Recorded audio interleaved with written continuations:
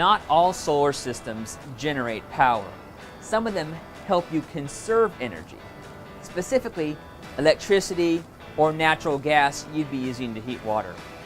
The process is called solar thermal.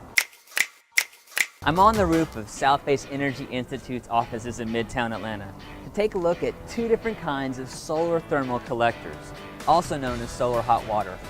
Chris Teal, South Base's facilities manager, is going to explain how their system works. All right, we have got two different kinds of solar hot water heating apparatus.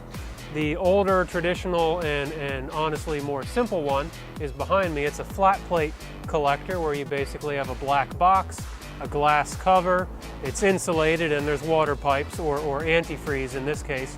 And running through there, the sun comes out and it gets hot. From there, it is circulated by a pump into this secondary heater, and these are called evacuated tube collectors. Each one of these glass tubes is like a thermos bottle. It has a vacuum that's created so that energy can come in terms of the sunlight. It's all painted black, but it cannot get out of the vacuum. It works kind of like a heat tube with a copper pipe in the middle of each one, and that brings energy up to the manifold with the antifreeze circulating through there. Each one of these will capture heat, transfers it up to the working fluid, and then it circulates down into the building. From the roof, the hot antifreeze is circulated by this pump, so it's running through a heat exchanger.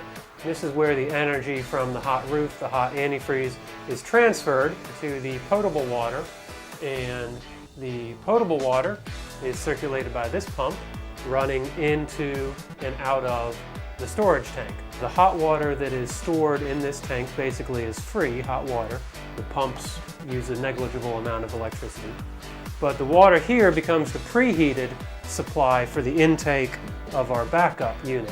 This is a tankless gas-fired water heater, and so this has very little work to do. So when the hot water tap is open, this will fire up the gas flame and heat up the water just as much as the difference between the set point, usually about 120 degrees, and then whatever the preheated tank is delivering.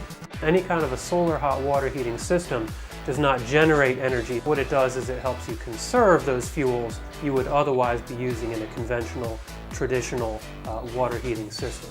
So why is this important?